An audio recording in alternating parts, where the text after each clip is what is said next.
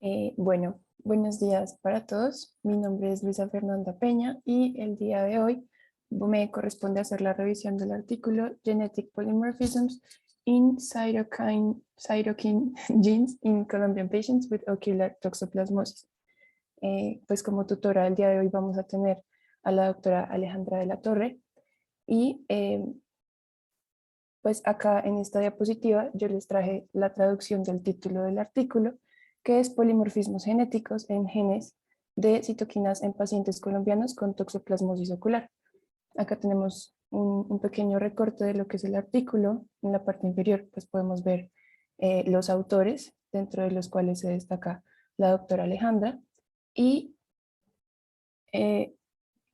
¿ustedes me escuchan bien? Es que me Sí, sale sí. conexión. Bueno, voy a Está apagar la perfecto. cámara eh, por cuestiones de conexión. Si me dejan de escuchar cualquier cosa, me avisan, por favor. Entonces, bueno, esta diapositiva yo se las traje porque quería hablar brevemente sobre la revista en la cual se publica el artículo.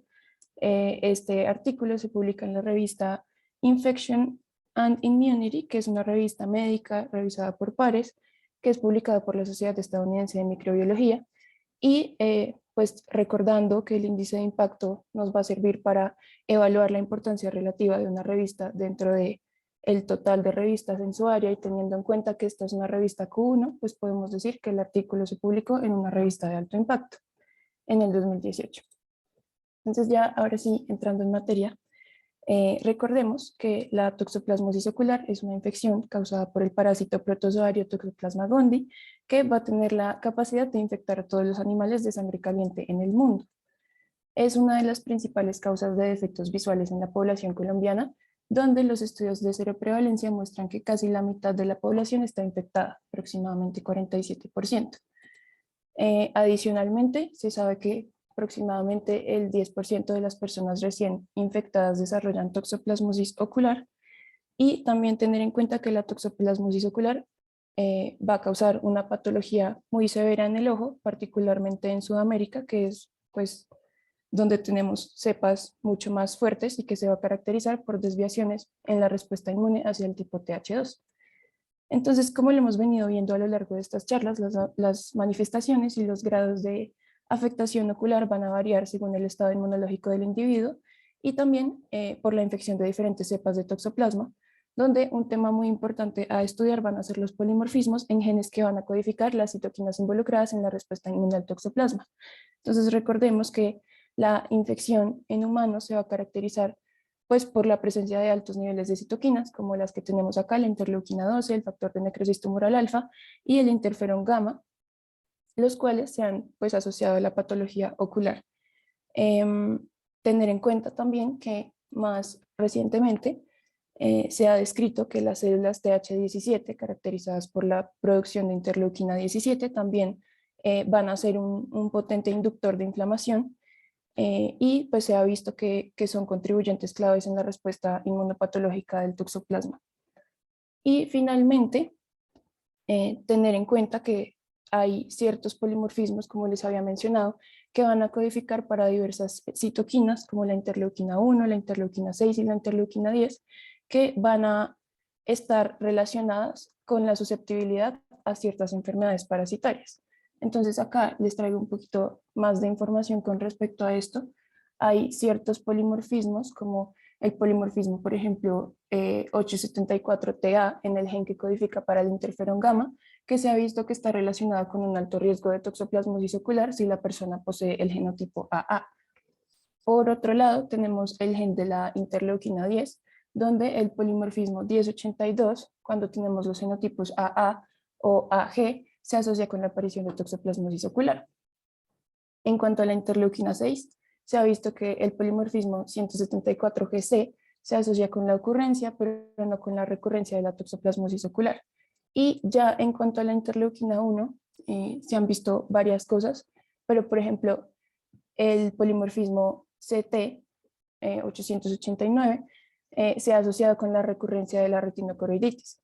Sin embargo, pues también hubo un estudio que también me pareció muy interesante, que habla del polimorfismo 3954 en recién nacidos, donde se ha visto que el tener el alelo C está más relacionado con la transmisión vertical, con la infección congénita por Toxoplasma gondii, mientras que el alelo de tipo T parece tener un efecto protector. Entonces, esto básicamente lo que nos quiere decir es que hay ciertos polimorfismos genéticos funcionales en genes que codifican para algunas citoquinas que pueden interferir, ya sea mejorar o empeorar la expresión y el desempeño de estas citoquinas, que van a jugar un papel muy importante en lo que es la susceptibilidad del huésped hacia el toxoplasma. Entonces, antes de pasar ya a lo que es la metodología del artículo como tal, quiero dejar claros los conceptos de SNP, de SNB. Van a ver a lo largo de la presentación las siglas SNP, que significan Single Nucleotide Polymorphism, y acá les voy a explicar un poquito cómo, qué es eso para que todos lo tengamos claro. Entonces empezamos con el concepto de Single Nucleotide Variant, que es básicamente la sustitución de un solo nucleótido por otro. Acá yo les traje un ejemplo donde tenemos una serie de bases nitrogenadas y si se fijan aquí tenemos una adenina y pongámosle que en un individuo B, ¿no? diferente de este, esa persona va a tener una citosina en esa misma posición en lugar de una adenina. Ese es el único cambio que vamos a tener. Estas variantes de un único nucleótido se consideran polimorfismos, ¿no? Single Nucleotide Variants o SNPs, en el momento en el que se encuentran en el 1% o más de la población que estemos estudiando en ese momento, ¿listo?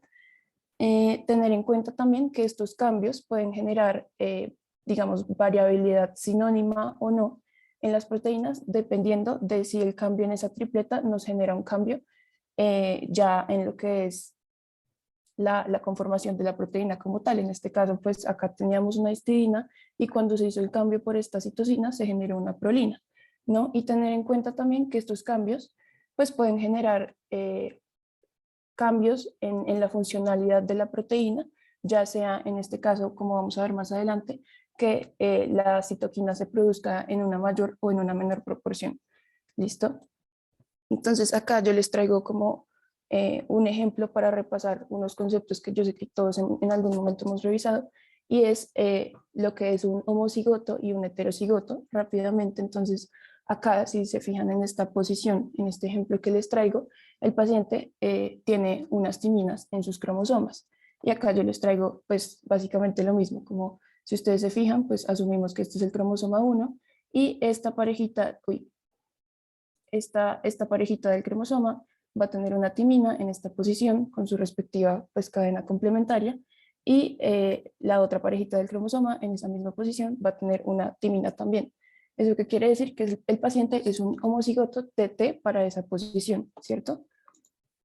Acá entonces en este otro ejemplo podemos ver que pues en la misma posición, a diferencia del paciente anterior, este tiene como dos, pues digamos dos lineecitas, una roja y una azul. Entonces podemos decir que el paciente va a tener una timina y una citosina en esa misma posición para sus dos cromosomas. Acá se los traigo un poquito más claro. Entonces en este cromosoma, en esa misma posición, ese paciente tiene una timina, mientras que en este otro, en esa misma posición, el paciente va a tener una citosina.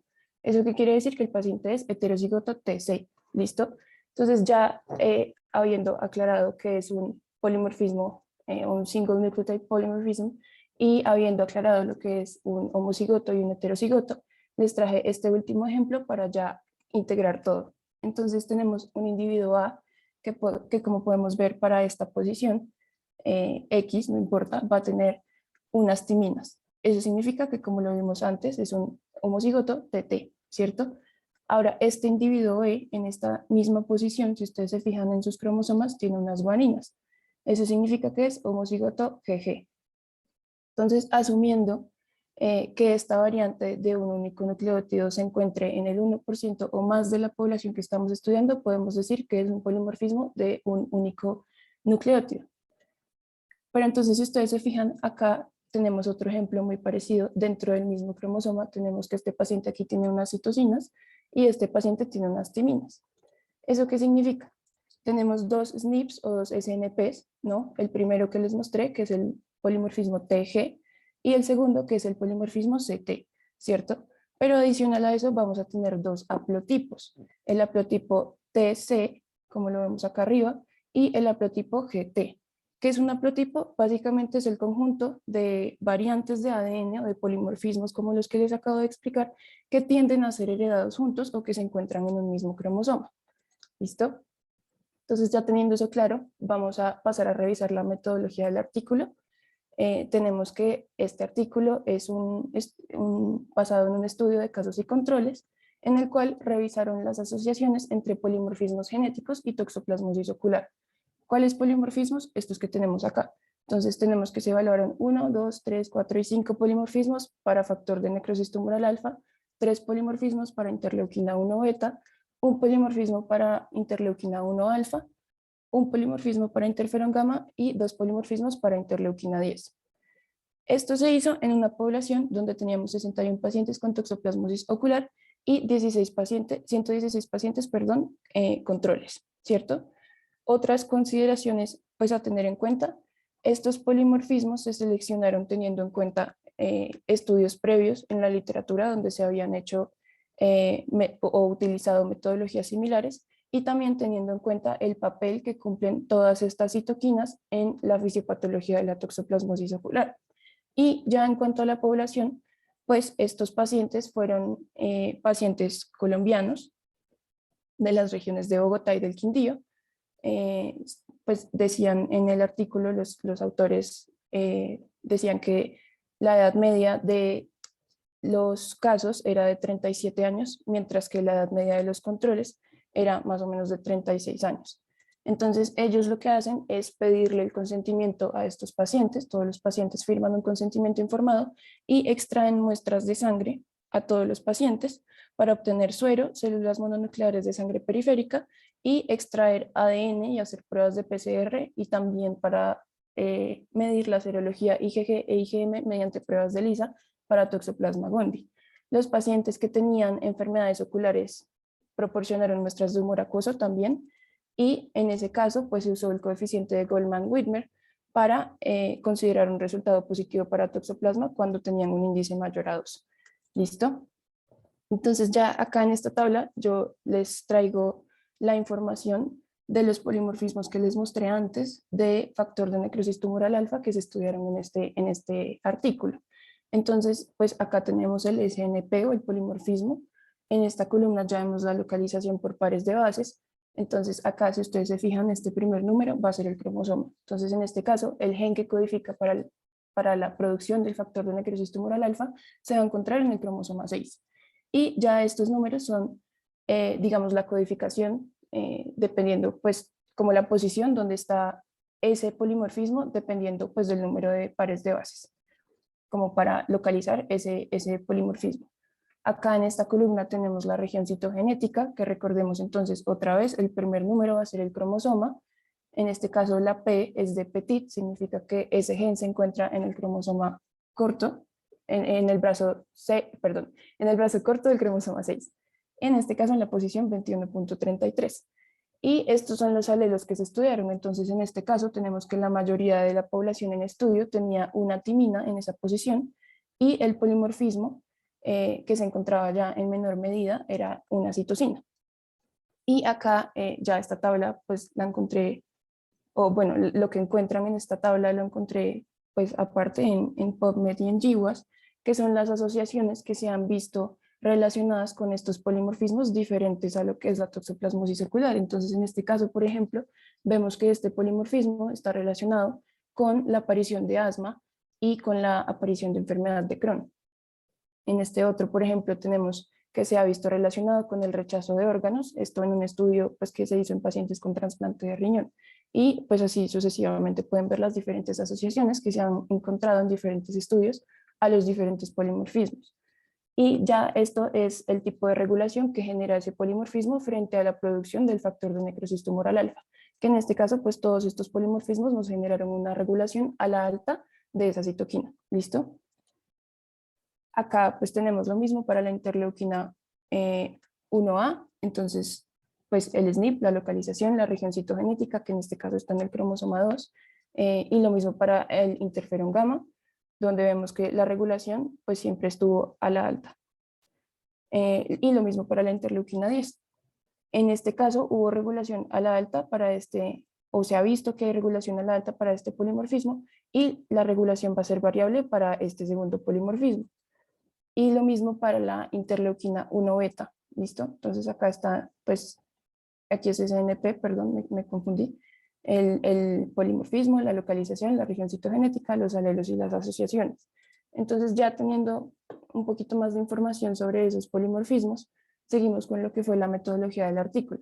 Los autores nos dicen que la genotipificación se realizó con la técnica de extensión del cebador DDNTP y las predicciones de los efectos funcionales de los SNPs se realizaron utilizando FuncBreed. Entonces, pues esto parece un poco complicado, pero realmente no lo es. Acá ya sabemos lo que es un polimorfismo, ya sabemos lo que son los SNPs. FuncBreed simplemente es un software que usaron los investigadores para procesar todos los datos. Y ahora les voy a explicar lo que es la extensión del cebador de DNTP, que básicamente es el término que se usa para hablar del proceso de secuenciación de ADN en el laboratorio que usaron los investigadores para analizar las muestras. Esto se los voy a explicar con un videito. Entonces tenemos que, espérenme, no pasa la diapositiva. Ya. Tenemos que para secuenciar ADN se necesitan 4 cosas. Primero, bases nitrogenadas. Segundo, una DNA polimerasa. Tenemos que tener un primer o un cebador. Y necesitamos estas basecitas, que si se fijan son diferentes a estas porque se van a denominar DDNTPs. Estas DDNTPs o didesoxinucleótidos van a estar marcados con una molécula que va a ser capaz de emitir fluorescencia a diferentes longitudes de onda. Entonces tenemos nuestra muestra, lo que vamos a hacer es bajar la temperatura, subir la temperatura para que se separen las 2 cadenas de ADN. Volvemos a ajustar la temperatura para que se pueda pegar el primer que les mencioné que necesitábamos y luego se ajusta la temperatura nuevamente de manera que la polimerasa pueda empezar a funcionar. Y ella lo que va a hacer es, pues esto ya lo conocemos, va a empezar a seleccionar esas bases que se tienen en el medio y las va a empezar a acomodar por complementariedad. Esto lo va a hacer hasta que se encuentre con este DDNTP o ese didesoxinucleótido. Acá digamos que se termina de secuenciar todo el ADN y lo que hacen los investigadores nuevamente o en el laboratorio lo que se hace es otra vez ajustar la temperatura para separar esta nueva cadena que hemos formado. Esto se termina en el momento en el que la polimerasa se encuentra con un didesoxinucleótido precisamente porque esos nucleótidos que yo les mencioné que están marcados, ¿no? con una molécula fluorescente van a carecer de un enlace fosfodiéster que, no, de un grupo de hidroxilo que va a ser necesario para que se genere un enlace fosfodiéster para que se una a la siguiente base. Entonces por eso ahí es donde se acaba. Y así vamos sacando diferentes cadenitas de diferentes tamaños a medida que la polimerasa pues va encontrando diferentes didesoxinucleótidos. Entonces, una vez ya tenemos todas estas cadenas, lo que hacemos es llevarlas a un proceso de electroforesis. Si ustedes se acuerdan, cuando vimos esto hace mucho tiempo, en la electroforesis las cadenas que son más grandes por lo general se quedan en la parte de arriba, mientras que las cadenas que son más pequeñas suelen poder pasar como a través de esos huequitos de la placa de electroforesis y por eso en el video van a ver que se mueven que las pequeñitas se van a mover mucho más rápido, mientras que las grandes pues se van quedando un poquito más atrás. Entonces esto se hace finalmente para que un software por medio de un láser empiece a identificar esos didesoxinucleótidos que les dije que son fluorescentes y ya lo que empiezan a hacer es generar un cromatograma. Entonces acá lo vamos a ver en el video. Las cadenas se van acomodando y aquí está el láser que empieza a identificar. Entonces, pues acá identificó una base verde que él nos dice que es una adenina. Luego identifica la siguiente, que es una citosina. Y así sucesivamente pues va generando el cromatograma, que es el que vamos a estudiar más adelante. Entonces, ya entendiendo qué fue lo que se hizo en este estudio, pasamos a revisar los resultados. Lo primero que nos dicen los investigadores es que las ascendencias genéticas de los casos y de los controles fueron similares. Ellos básicamente lo que hicieron fue calcular la distribución de contribuciones genéticas de los ancestros de los participantes con un software y también teniendo en cuenta la formación histórica de la población colombiana. Y ellos llegan a la conclusión de que la ascendencia de todas estas personas es similar y está compuesta principalmente por nativos americanos, europeos y africanos. ¿Listo? Lo siguiente que nos dicen es que la distribución de los genotipos de todos los polimorfismos no se desviaron significativamente del equilibrio de Hardy-Weinberg. ¿Pero qué es ese equilibrio? Eso pues básicamente es una serie de reglas que se inventaron un matemático y un médico que se llamaban Hardy y Weinberg, en el cual ellos establecen que para que una población esté en equilibrio se necesitan ciertas condiciones, que son básicamente que la población sea grande, que el apareamiento sea aleatorio, que no haya un flujo génico, es decir, que no haya mucha migración para que ese pool genético no varíe, y también se necesita la ausencia de mutaciones, deriva génica o selección. Esto básicamente se hace para mirar qué tanto varía una población en cuanto a su genética de una generación a otra. Entonces, básicamente lo que nos dicen es, la ancestría de todas estas personas es similar y esta población que estudiamos está en equilibrio. Entonces, ya ahora sí podemos pasar a revisar los resultados en cuanto a los polimorfismos.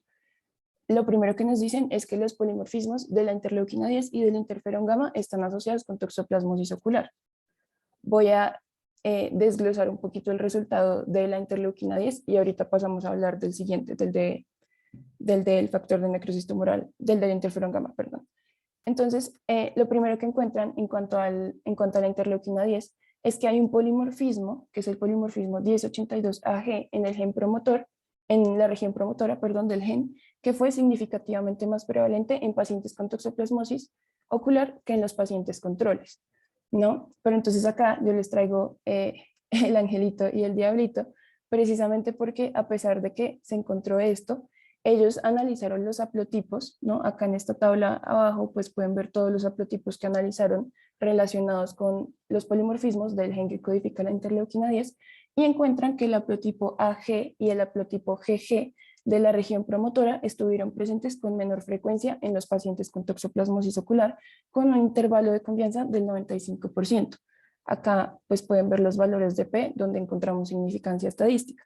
Entonces, pues recordemos que la interleuquina 10 va a ser una citoquina antiinflamatoria e inmunoreguladora que lo que va a hacer es inducir una anergia en las células T y va a regular negativamente la expresión de todas esas citoquinas proinflamatorias que encontramos pues cuando tenemos una infección por toxoplasma como el interferón, como lo es el factor de necrosis tumoral alfa y como lo es la interleuquina 12. No sé si recuerdan que se los mencioné en las diapositivas antes.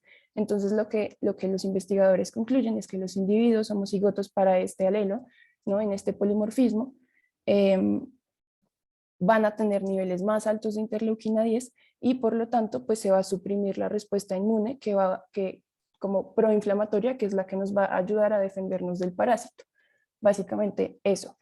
Ahora, en cuanto al interferón gamma, ellos encuentran que el polimorfismo 874TA se asoció con toxoplasmosis ocular, también con un intervalo de confianza del 95% y una P significativa.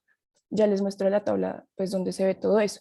Pero entonces recordar que el interferón gamma pues es una citoquina, TH1, muy importante, que va a ser secretada por células del sistema inmune y como les mencioné antes, va a ser importante en toda esa respuesta inmune contra el parásito. Entonces, si ustedes acá se fijan, tenemos pues la tablita donde se evalúan donde se muestran todos los polimorfismos que se evaluaron.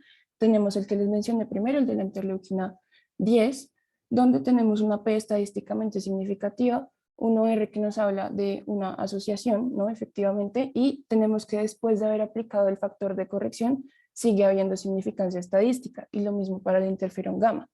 Pero entonces, pues algo acá, como un fun fact que nos dicen los investigadores es que cuando ellos estaban evaluando este polimorfismo para la interleuquina 1 beta, encuentran que tal vez podría haber habido una significancia estadística, pero pues después de haber aplicado el factor de corrección, se dan cuenta de que no. O sea, digamos que los únicos que tuvieron acá significancia fueron estos dos. ¿Listo?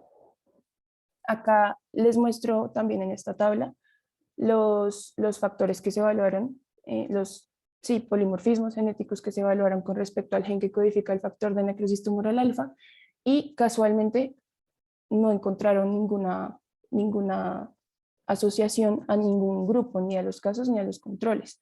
Cosa que dicen los investigadores que les sorprendió mucho, pues precisamente porque, como ya sabemos, el factor de necrosis tumoral alfa tiene o juega un papel importante en lo que es la fisiopatología de la toxoplasmosis ocular. El siguiente resultado habla de que los haplotipos de los polimorfismos del promotor del gen de la interleuquina 1 beta están asociados con la susceptibilidad a la toxoplasmosis ocular. Entonces acá tenemos nuevamente la tabla que nos muestra los haplotipos.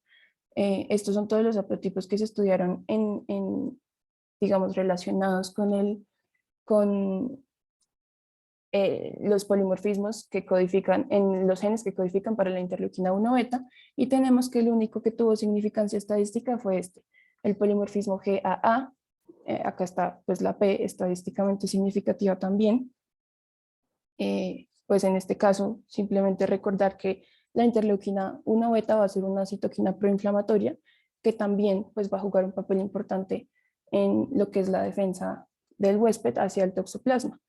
Y ya finalmente tenemos que el análisis de coexpresión identifica la conectividad de los genes de la interleuquina 1 alfa e interleuquina 1 beta mediados por RNA SE6. Entonces acá básicamente lo que hacen los investigadores es evaluar la posibilidad de que haya un efecto epistático entre los alelos que revisamos anteriormente. ¿Eso qué quiere decir? Que ellos estaban mirando si había una expresión, o sea, si la expresión de uno de los genes dependía de la expresión de otro gen o de otros genes, ¿no? Entonces ellos hacen este diagrama donde, si ustedes se fijan, pues tenemos unos circulitos que pues van a representar cada uno de los genes. Por ejemplo, en este caso tenemos que el gen de la interleuquina 1 alfa va a estar relacionado con la expresión de este otro gen, que es el PUM1, por ejemplo. Si ustedes se fijan, pues están unidos por una línea, pero hay que considerar pues que esta línea no es una flecha, o sea, no tiene direccionalidad. No podemos decir que este gen es el que genera que se active este otro y luego este genera que se active otro diferente. Simplemente sabemos que están relacionados. Y la única relación que ellos encontraron fue entre la interleuquina 1 alfa y la interleuquina 1 beta, mediada por este gen, que es el RNA SE6.